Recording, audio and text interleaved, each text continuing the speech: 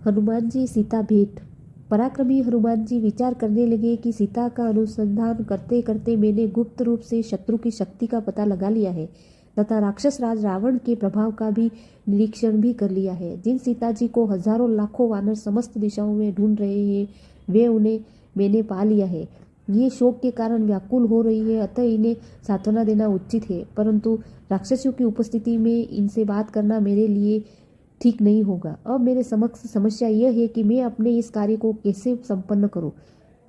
यदि रात्रि की व्यतीत होते होते मैंने सीता जी को सांत्वना नहीं दिया तो निसंदेह ये सर्वदा अपने विचार का परित्याग कर देगी। यदि किसी कारणवश में सीता से न मिल सका तो मेरा सारा प्रयत्न निष्फल हो जाएगा।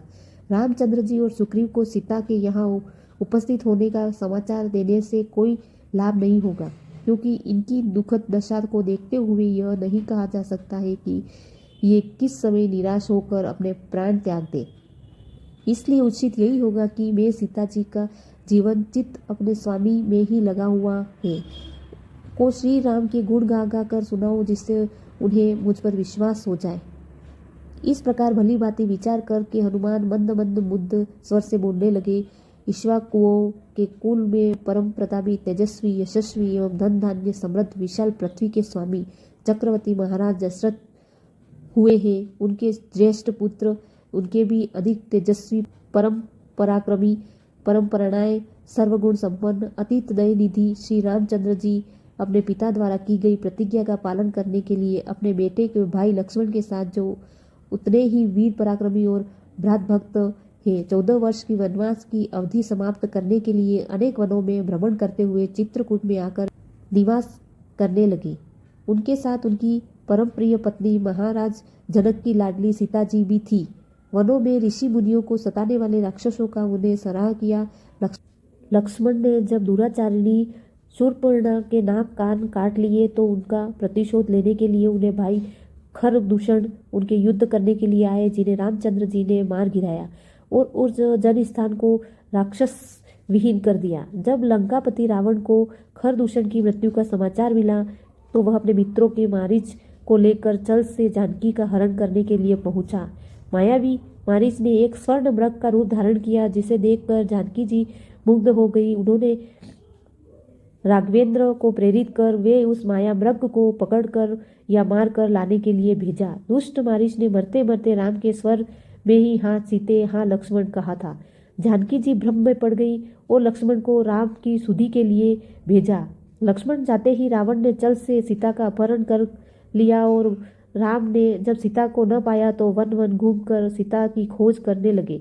मार्ग में वानर राज सुग्रीव ने उनकी मित्रता हुई। सुग्रीव ने अपने लाखों वानरों को दसों दिशाओं में जानकी जी को खोजने के लिए भेजा। मुझे भी आपको खोजने का काम सौंपा गया है। मैं 400 कोस चौड़े सागर को पार कर यहाँ पहुँचा हूँ। श्री रामचंद्र जी ने जानकी जी के रूप में रंग आकृति गुणों आदि का जैसे वर्णन किया था, उस शुभ गुणों वाली देवी को आज मैंने देख लिया। इतना कहकर हनुमान जी चुप हो गए। उनकी बातें सुनकर जनक नंदिनी सीता को विस्मयुक्त प्रसन्नता हुई। जब उन्होंने ऊपर नीचे उधर दृष्टिपात किया तो शाखा के भीतर छिपे हुए विद्युत पूज्य के समान अत्यंत पिघल वर्ण वाले श्वेत वस्त्रधारी हनुमान जी पर उनकी दृष्टि पड़ी। स्वयं पर सीता की दृष्टि पड़ते देखकर मूंगे के समान लाल मुख वाले महातेजस्वी पवन कुमार उस अशोक वृक्ष के नीचे उतर आए। माथे पर उज्ज्वलित बांध सीता जी निकट आकर उन्होंने विनीत भाव से दीनतापूर्वक प्रणाम किया और मधुर वाणी से कहा, हे देवी, आप कौन है? आपका कोमल शरीर सुंदर वस्त्र भूषणों से सुचित है। होने योग्य होते हुए भी आप इस प्रकार का नीरस जीवन व्यतीत कर रही है। आपके अश्रु भरे नेत्रों से ज्ञात होता है कि आप अत्यंत दुखी है। आपको देख ऐसा प्रतीत होता है कि आप आकाश मंडल से गिरी हुई रोहिणी है। आपके शोक का क्या कारण है? कहीं आप कोई प्रियजन स्वर्ण तो नहीं सिधार गया? कहीं आप जनक नंदिनी सीता तो नहीं है जिसे लंकापति रावण जन स्थान से चुरा कर लाया है? लगता है कि आप विदोह कुमारी जानकी ही है। यदि आप सीता जी है तो आपका कल्याण हो। आप मुझे सही सही बताइए, क्या मेरा यह अनुमान सही है? हनुमान जी का प्रश्न सुनकर सीता बोली, हे वानर राज, तुम्हारा अनुमान अक्षरश सही है। मैं जनकपुरी के महाराज जनक की पुत्री, अयोध्या के चक्रवर्ती महाराज दशरथ की पुत्र वधू तथा परम तेजस्वी धर्मात्मा श्री रामचंद्र जी की पत्नी हूँ। जब भी रामचंद्र जी अपने पिता की आज्ञा से वन में निवास करने के लिए आए तो मैं भी उनके साथ वन में आ गई। वन से ही यह दुष्ट पापी रावण चल पूर्वक मेरा अपहरण करके मुझे यहाँ ले आया है। यह मुझे निरंतर यातनाएं दे रहा है कि आज भी वह मुझे 2 मास की अवधि देकर गया है। यदि 2 मास के अंदर मेरे स्वामी मेरा उद्धार नहीं किया तो मैं अवश्य प्राण त्याग दूंगी। यदि मेरे शोक का कारण है कि तुम मुझे कुछ अपने विषय में बताओ। सीता जी के वचन सुनकर वानर शिरोमणि हनुमान जी ने उन्हें सांत्वना देते हुए कहा, देवी, मैं श्री रामचंद्र का दूत हनुमान हूँ और आपके लिए संदेश लेकर आया हूँ। विदेह नंदनी श्री रामचंद्र और लक्ष्मण सकुशल हैं और उन्हें आपका कुशल समाचार पूछा है। रामचंद्र जी केवल आपके वियोग दुखी और शोकाकुल रहते हैं। उन्होंने मेरे द्वारा आपके पास आना कुशल समाचार भेजा है और तेजस्वी लक्ष्मण जी ने आपके चरणों में अपना अभिवादन कहलाया है। पुरुष सिंह श्री राम और लक्ष्मण का समाचार सुनकर देवी सीता के संपूर्ण अंगों में हर्षजनित राज्य हो गया और उनका मुरवाया हुआ हृदय कमल खिल उठा।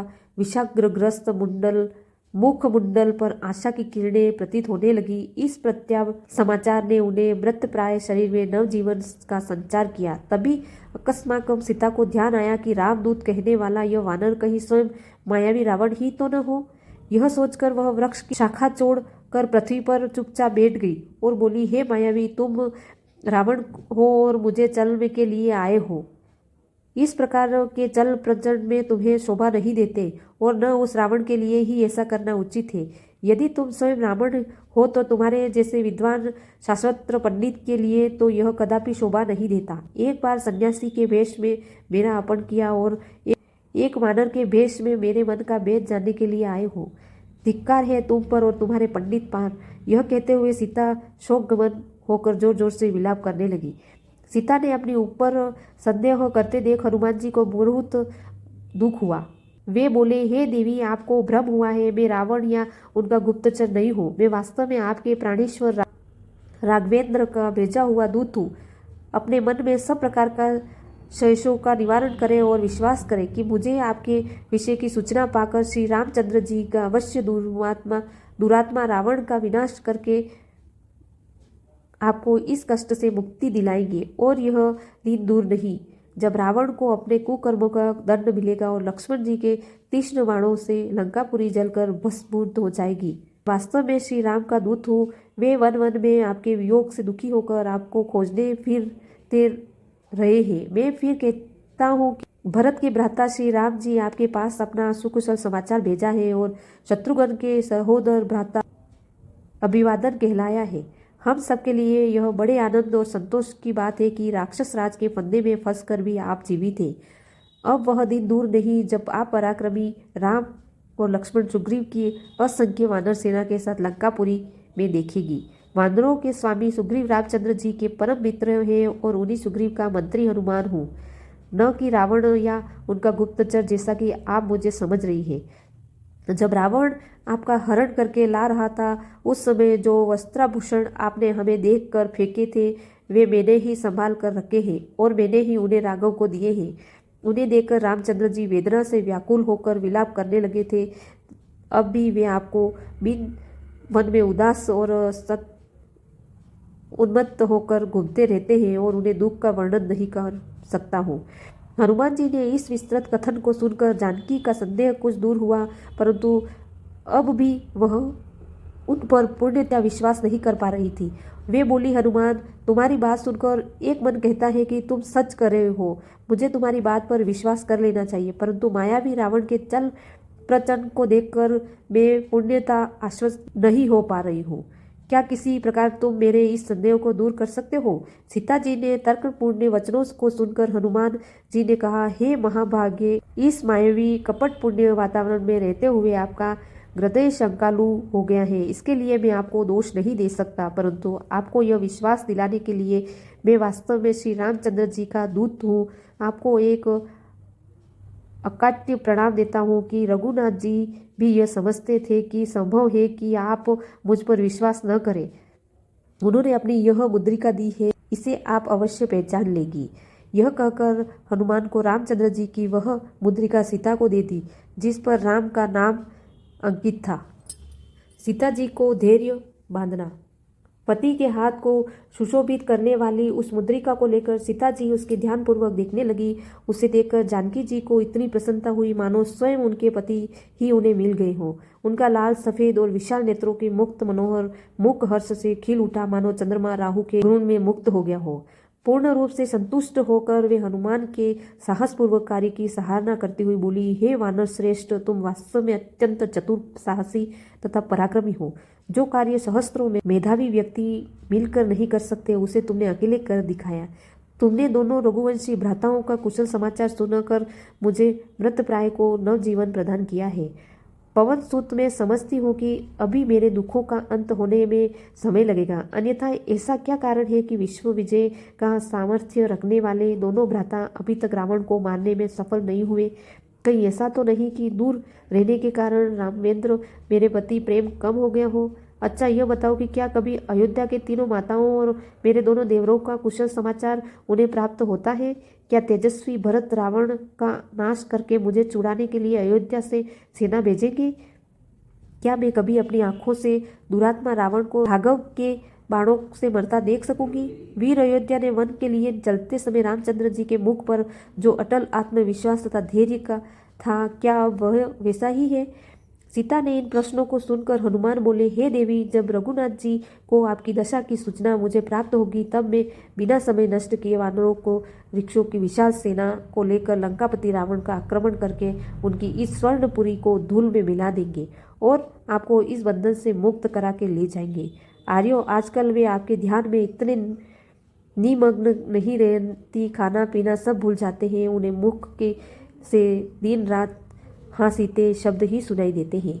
आपके वियोग में वे रात को भी नहीं सो पाते हैं। यदि कभी नींद आ भी जाए तो हाँ सीते कहकर नींद में चौंक पड़ते हैं और इधर उधर आपकी खोज करने लगते हैं। उनकी यह दशा हम लोगों से देखी नहीं जाती। हम उन्हें धैर्य बंधाने का प्रयास करते हैं, किंतु हमें सफलता नहीं मिलती। उनकी पीड़ा बढ़ती जाती है। अपने प्राणनाथ की दशा यह करुण वर्णन सुनकर जानकी के नेत्रों में अविरल अश्रुधारा बह चली।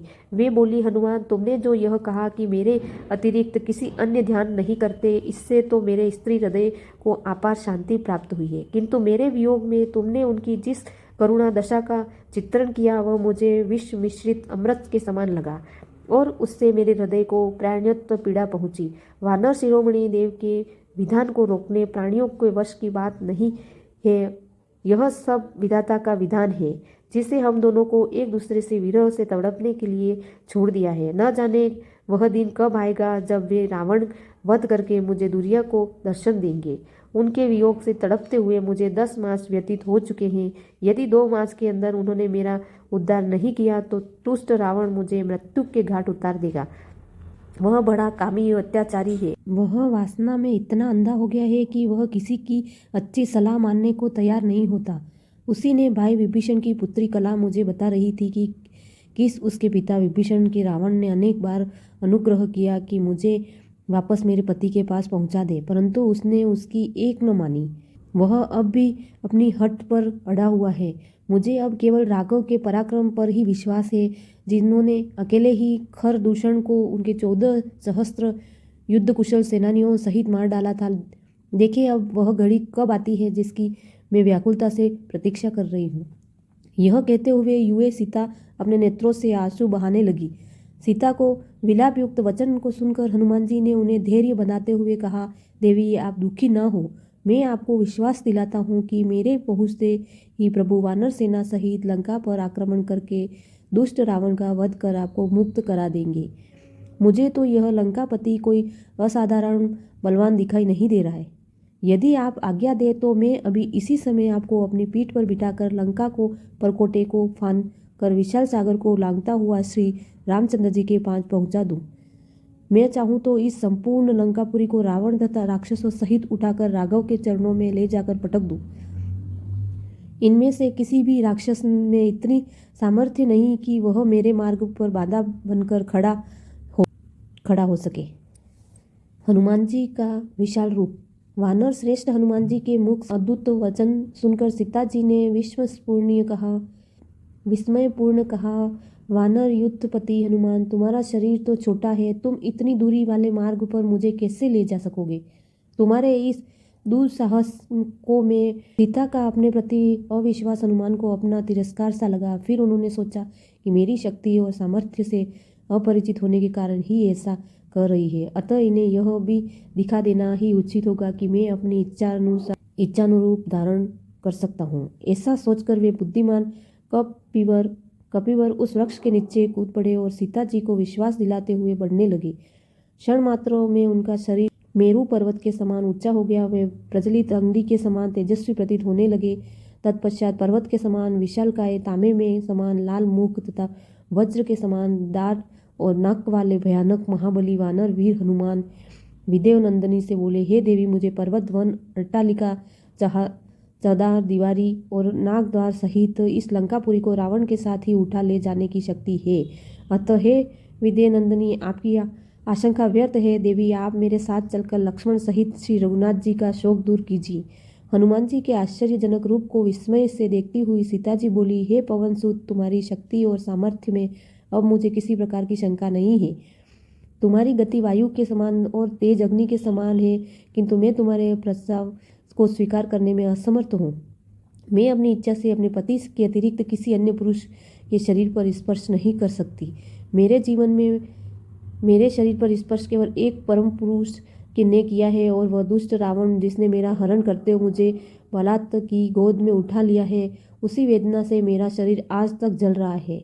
इसका प्रायश्चित तभी होगा जब राघव उस दुष्ट पर वध करेंगे। इसी से मेरा प्रतिशोध है और उनकी प्रतिष्ठा है। जानकी के मुख से ऐसे युक्ति युक्त वचन सुनकर हनुमान जी का हृदय गदगद हो गया। वे प्रसन्न होकर बोले, हे देवी, महान सती साध्वियों को शोभा देने वाले ऐसे शब्द आप जैसी परम पवित्रता विदुषी ही कह सकती है। आपकी दशा का वर्णन मैं श्री रामचंद्र जी को विस्तार पूर्वक करूंगा और उन्हें शीघ्र ही लंकापुरी पर आक्रमण करने के लिए प्रेरित करूंगा।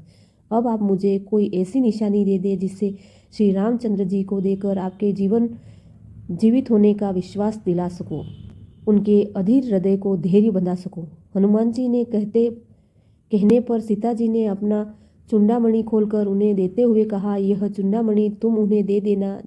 इसे देखते ही उन्हें मेरे साथ साथ मेरी माताजी और अयोध्यापति महाराज दशरथ का भी स्मरण हो आएगा। वे इसे भली भांति पहचानते हैं। उन्हें मेरा कुशल समाचार देकर लक्ष्मण और वानरराज सुग्रीव को भी मेरी ओर से शुभकामनाएं व्यक्त करना। यहाँ मेरी जो दशा है और मेरे प्रति रावण तथा उसकी क्रूर दासियों का जो व्यवहार है, वह सब तुम अपनी आंखों से देख चुके हो। तुम समस्त विवरण रघुनाथ जी से कह देना। लक्ष्मण को कहना, मेरे तुम्हारे ऊपर विश्वास करके जो तुम्हें अपने श्रेष्ठ भ्राता के पीछे कटु वचन कहकर भेजा था, उसका मुझे बहुत पश्चाताप है और आज मैं उसी मूर्खता का परिणाम भुगत रही हूँ। पवनसुत, और अधिक मैं क्या कहूँ, तुम स्वयं बुद्धिमान और चतुर हो। जैसा उचित प्रतीत हो वैसा कहना और करना। जानकी के ऐसा कहने पर दोनों हाथ जोड़कर हनुमान जी उन्हें विदा लेकर चल दिए। हनुमान राक्षस युद्ध।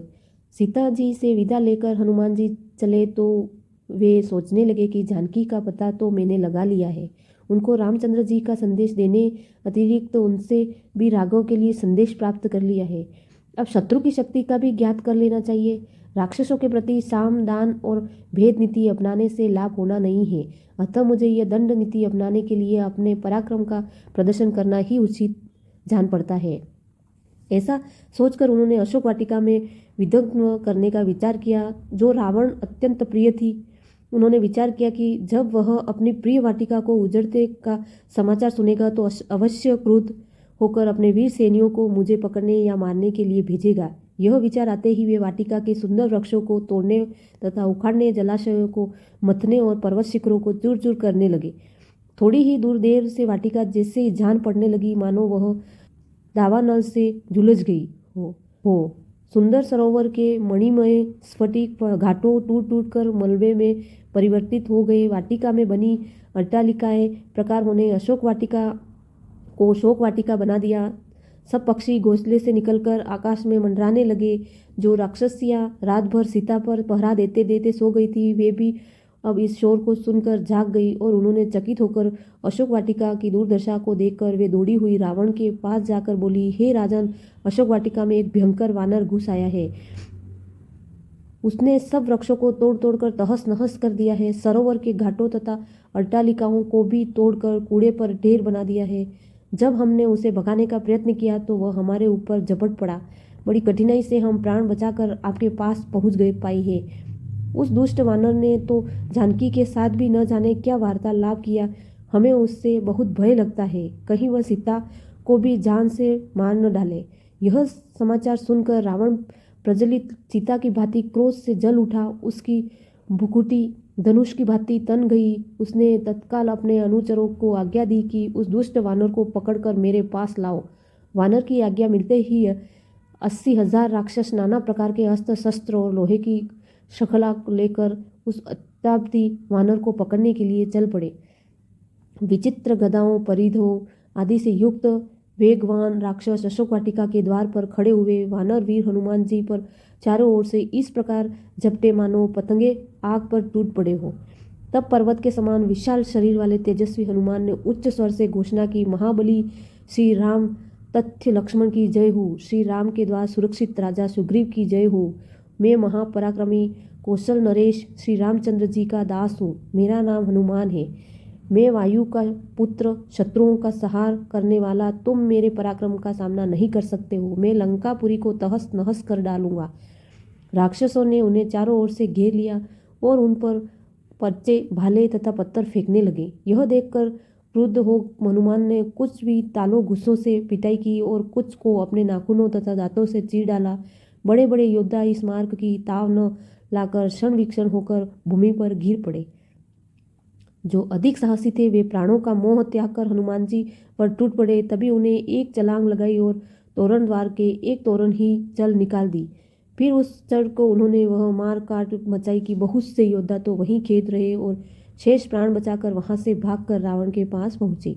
जब रावण ने इस राक्षसों की ऐसी दशा देखी तो उन्हें क्रोध और भड़क उठा।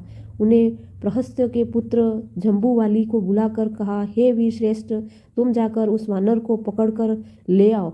यदि वह जीवित न पकड़ा जा सके तो मार डालो। मुझे तुम्हारे बल का पूरा विश्वास है कि तुम इस कार्य को भली भांति कर सकते हो।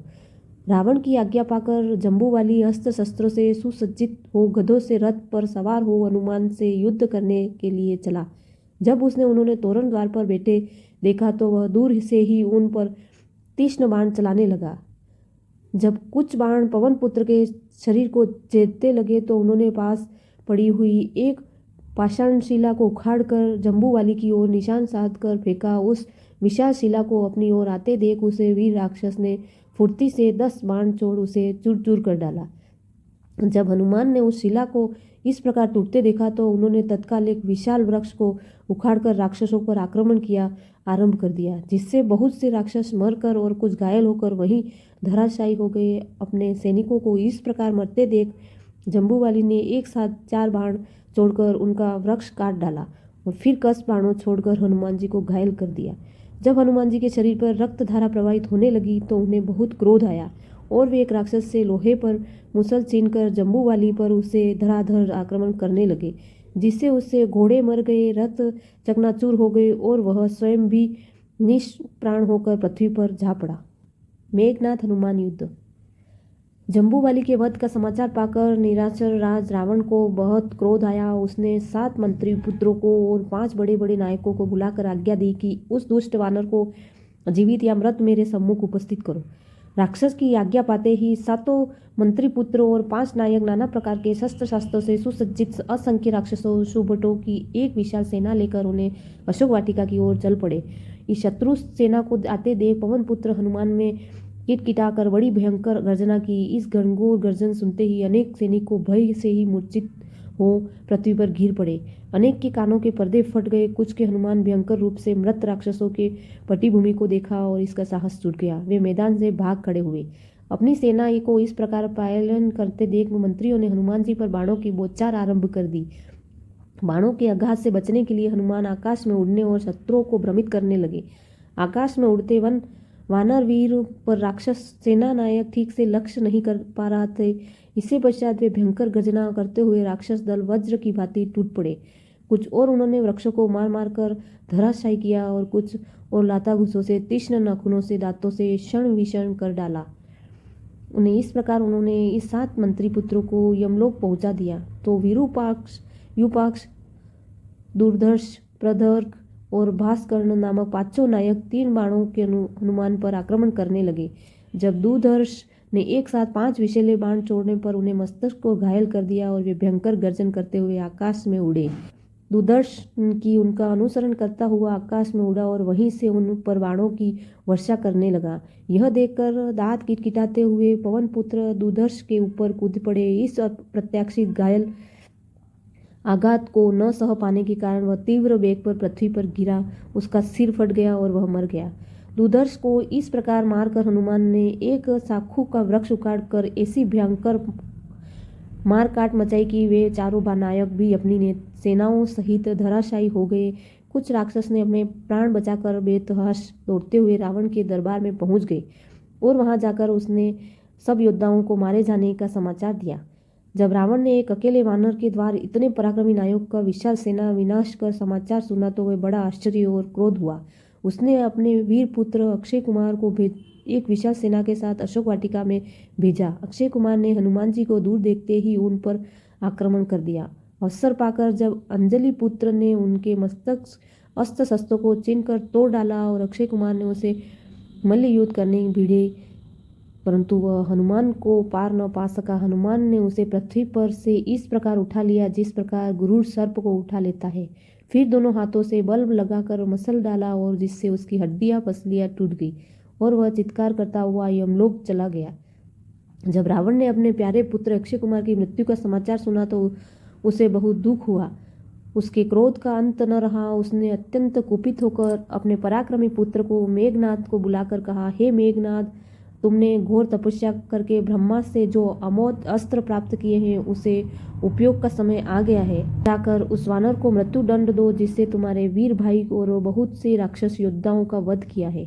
पिता की आज्ञा पाकर परम पराक्रमी मेघनाद भयंकर गर्जता करता हुआ हनुमान जी से युद्ध करने के लिए चल दिया। जब तोरण द्वार पर बैठे हुए हनुमान ने रथ पर सवार होकर मेघनाद को अपनी ओर आते देखा तो उन्होंने भयंकर गर्जना से उसका स्वागत किया। इससे चीढ़कर मेघनाद ने स्वर्ण पूर्व युक्त तथा वज्र से सदृश वेग वाले बाणों की उन पर वर्षा कर दी। इस बाण वर्षा से बचने के लिए हनुमान जी पुनः आकाश में उड़ गए और पैंतरे बदल बदल कर उन्हें लक्ष्य को व्यर्थ करने लगे। जब मेघनाद के सारे अमोघ अस्त्र लक्ष्य भ्रष्ट होकर व्यर्थ जाने लगे तब भारी चिंता में पड़ गया। फिर कुछ समय सोचकर उसने विपक्षी को बांधने का ब्रह्मास्त्र छोड़ा और उस हनुमान को बांध लिया।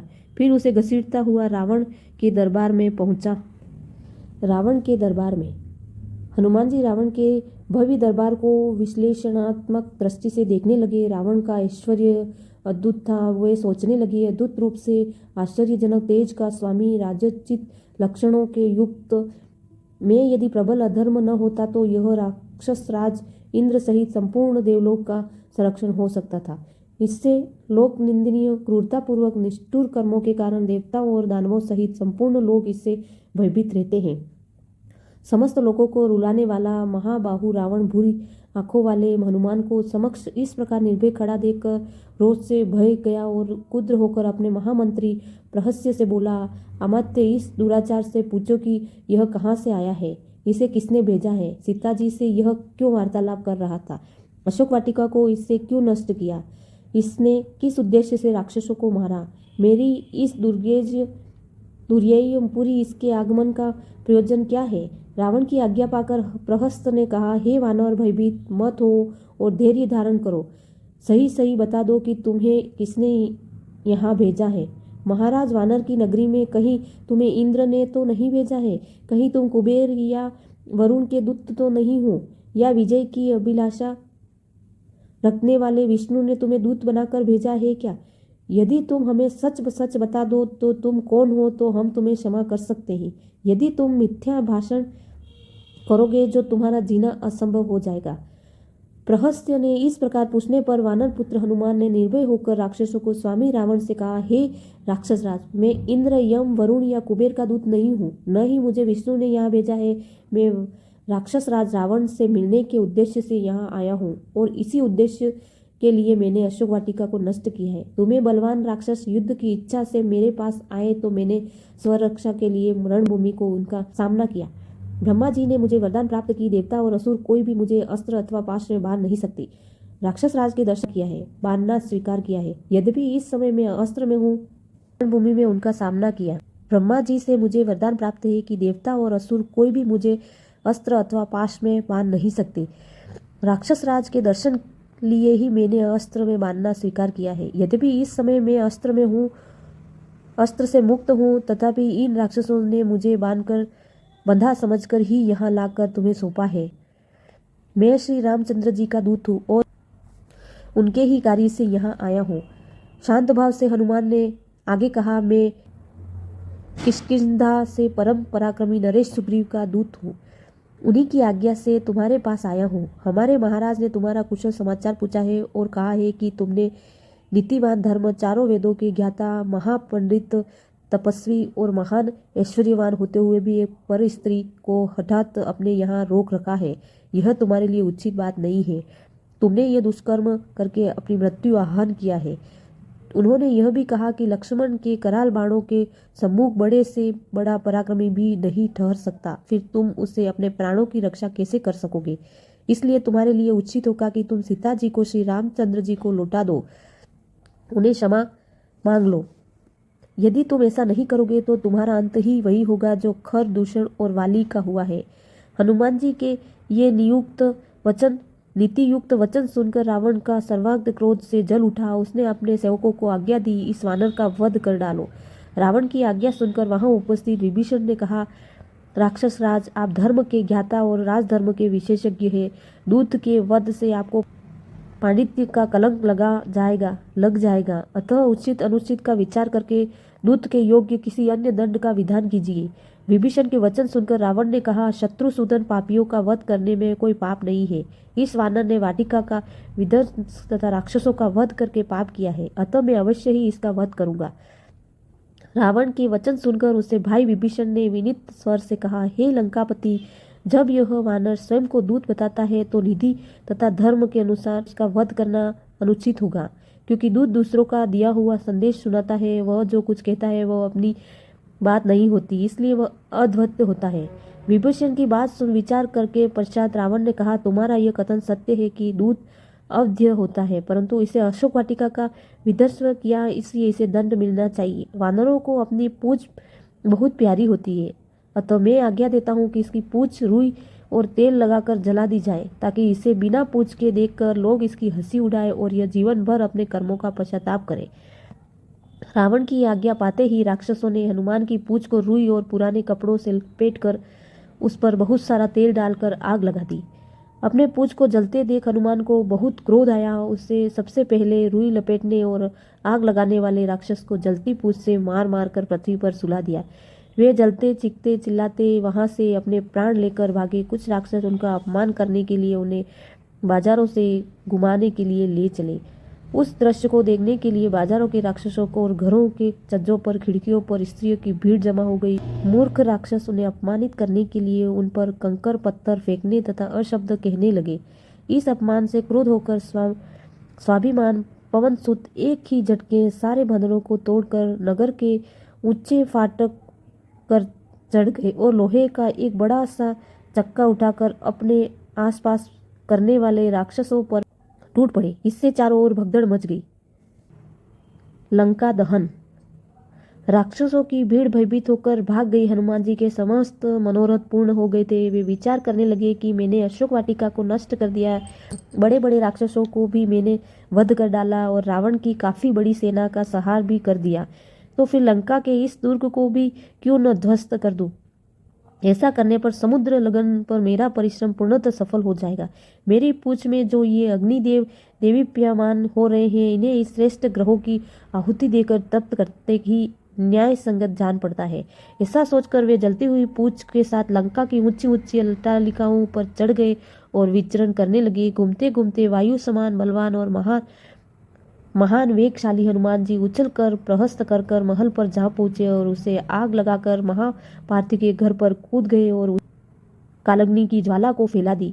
तत्पश्चात महातेजस्वी महाकपि ने क्रमशः वज्रदृष्ट, शुक्रसारण, मेघनाद, जंबावली, सुमावली, शैणिताय, कुंभकर्ण, नरानंद, यज्ञशत्रु, ब्रह्माशत्रु आदि प्रमुख राक्षसों के भवन में अग्नि की भेंट चढ़ा दी। इसे निवृत्त होकर वे स्वयं रावण के प्रसार पर कूद पड़े। उनके सम्मुख भवन को जलाने पश्चात बड़े उच्च स्वर को गर्जना करने लगे। उसी तत्पश्चात प्रलय कर आधी चल पड़ी, जिससे आग की लपटें को दूर तक फैल गई। भवनों के धज जले भागों को भी जला डाला। लंका की इस भयंकर दुर्दशा से सारे नगर में हृदय विदारक हाहाकार मच गई। बड़ी संख्या अट्टालिकाएं भारी विस्फोट करती हुई धाराशायी होने लगी। स्वर्ण निर्मित लंकापुरी को जल जाने का स्वर्ण पिघलकर सड़कों पर बहने लगा। सहस्त्रों राक्षसों उनकी पत्नियां हाहाकार करती हुई इधर उधर दौड़ने लगी। आकाशमंडल अग्नि के प्रकाश से जगमगा उठा। उससे रक्त एक कृष्ण वर्ण धुआं भर गया, जिसे फूलझड़ियों की भांति चिंगारियां छूटने लगी। इस भयंकर ज्वाला को सहस्त्र राक्षस जल गए और उसे जल अधरे शरीर से भयंकर दुर्गंध फैलने लगी। संपूर्ण लंकापुरी में केवल एक भवन ऐसा था जो अग्नि से प्रकोप से सुरक्षित था। वह था निर्वित्तवान विभीषण का प्रसाद। लंका को भस्मीभूत करने के पश्चात वे पुनः अशोक वाटिका में सीता जी के पास पहुंचे। उन्होंने सादर प्रणाम कर बोले, हे माता, अब मैं यहाँ से श्री रामचंद्र जी के पास लौट रहा हूँ। रावण को और लंकावासियों को मैंने राघव की शक्ति का थोड़ा सा आभास करा दिया है। अब आप निर्भय होकर रहे। अब शीघ्र ही रामचंद्र जी वानर सेना के साथ लंका पर आक्रमण करेंगे और रावण को मारकर आपको अपने साथ ले जाएंगे। अब मुझे आज्ञा दे ताकि मैं लौटकर आपका शुभ संदेश श्री रामचंद्र जी को सुनाऊं, जिससे वे आपको छुड़ाने की व्यवस्था करें। और यह कहकर सीता जी को धैर्य बनाकर हनुमान जी अपने वाटिका को ओर चल पड़े। जनक नंदिनी ने से विदा ली। तीव्र वेग से विशाल सागर को पार करते हुए हनुमान वापस सागर से उस तट पर पहुंचे जहां असंख्य वानर जाम्बवंत और अंगद के साथ उनकी प्रतीक्षा में आंखें बिछाए बैठे थे। अपने साथियों को देखकर हनुमान को आकाश में ही भयंकर गर्जना की सुने, जिसे जाम्बवंत को प्रसन्नता पूर्वक कहा, मित्रों, हनुमान जी, इस गर्जना के प्रतीत होता है कि वे अपने उद्देश्य में सफल होकर लौटे हैं। इसलिए हमें खड़े होकर हर्षध्वनियों के साथ उनका स्वागत करना चाहिए। उन्होंने हमें यह सौभाग्य प्रदान किया है कि हम लौटकर रामचंद्र जी को वानर राज सुग्रीव और अपना मुख दिखा सके। इतने ही में ही नहीं, हनुमान ने कहा, पहुंचकर सबका अभिवादन किया और लंका का समाचार कह सुनाया। जब सब वानरों ने सीता जी की हुई भेंट का समाचार सुना तो उन्हें हृदय प्रसन्नता से भर उठा और श्री रामचंद्र जी का पवन सुत की जय जयकार से वातावरण को गुंजायमान लगे। इसके पश्चात वे लोग हनुमान को आगे करके सुग्रीव के निवास पर प्रसन्न पर्वत की ओर चले।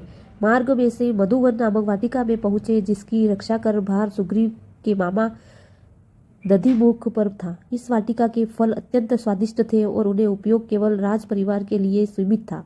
अंगद ने सब वानरों को आज्ञा दी कि वे जी भर इन वाटिका स्वादिष्ट फलों का उपयोग करें।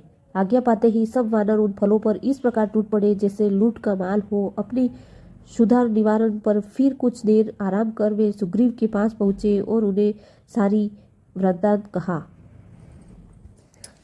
सीता जी का संदेश देना। समस्त तथांत सुनने के पश्चात सुग्रीव सभी आगत वानरों सहित विचित्र कानों में सुशोभित प्रसन्न पर्वत पर श्री रामचंद्र जी के पास गए। कर्मबद्ध हनुमान को रामचंद्र जी को सीता जी का समाचार देते हुए विनय पूर्वक कहा, हे प्रभु, रावण ने जानकी जी को क्रूर राक्षसियों के पहरे में रख छोड़ा है, जो उन्हें नित्य नई नई विधियों के त्रास देती है, उनका अपमान करती है। यह सब कुछ मैंने स्वयं देखा है। वे केवल आपके दर्शनों की ही आशा पर जीवित है। जीवित रहकर यह दुख और अपमान सहन कर रही है। उधर रावण नियंत्रण उनके पीछे पड़ा हुआ है। वे अपने सतीत्व की रक्षा के लिए सदा भयभीत रहती है। इतना कहकर हनुमान जी ने सीता के द्वार पर दी गई दिव्य चूड़ामणि श्री रामचंद्र जी को देते हुए कहा, हे नाथ, मैंने उन्हें आपका संदेश सुनाकर आपकी मुद्रिका दे दी थी, निशानी आपको देने के लिए दी है। सीता जी का संदेश पाकर श्री राम अत्यंत प्रसन्न हुए और उन्होंने उठकर पवन सूत से अपने हृदय से लगा लिया। वे बोले, हे अंजलि कुमार, सीता का संदेश मुझे विस्तार पूर्वक सुनाओ। उसे सुनने के लिए मेरा हृदय व्याकुल हो रहा है। राम जी का आदेश पाकर हनुमान जी कहने लगे, राघव, वे दिन रात आपका स्मरण करती रहती है। उन्हें नेत्रों ने समक्ष केवल आपकी छवि रहती है। उन्होंने संदेश भेजा है कि रावण ने मुझे 2 मास की अवधि दी है। इस अवधि में आप मुझे उसके हाथ से अवश्य मुक्त करा ले। यदि इन 2 मासों में आप मुझे मुक्त नहीं करा सके तो मैं त्याग दूंगी। आप तीनों लोगों को जितने में सामर्थ्य रखते हैं और आपकी अपूर्व क्षमता ने मुझे अटल विश्वास है कि रावण को परास्त करना आपके लिए कोई कठिन काम नहीं है। अतः शीघ्र आकर इस दासी को बंधन से मुक्त कराइए। पवन सूत की बात सुनकर उस दिव्य चूड़ामणि को देखकर श्री रामचंद्र शोक सागर में डूब गए और उनके नेत्रों में अश्रुधारा प्रवाहित हो चली। फिर कुछ समय रख कर वे सुग्रीव से बोले, हे वानराधिपति, जिस प्रकार दिन भर की बिछुड़ी हुई कपिला गो अपने बछड़े से आहट पाकर उसे मिलने के लिए व्याकुल हो जाती है, उसी प्रकार इस दिव्य मणि को पाकर मेरा मन सीता से मिलने के लिए अधीर हो उठा है। उसकी कष्ट की गाथाएं को सुनकर मेरा हृदय और भी विचलित हो गया है। मुझे विश्वास है कि यदि सीता 1 मास के रावण में अपनी रक्षा करती हुई जीवित रह सकी तो मैं उसे अवश्य बचा लूंगा। मैं उसके बिना अधिक दिन तक जीवित नहीं रह सकता। तो मुझे शीघ्र लंका ले चलने की व्यवस्था करो। अपनी सेना को तत्काल तैयार होने की आज्ञा दो। अब मेरे प्राण रावण के प्राण लेने के लिए तत्कस में अकुल रहे हैं। अब वह दिन दूर नहीं जब जानकी और सारा संसार रावण को परिवार मेरे बाणों में रथ पर बैठकर यमलोक को जाता देखेंगे। वाल्मीकि रामायण सुंदरकांड समाप्त। जय हनुमान।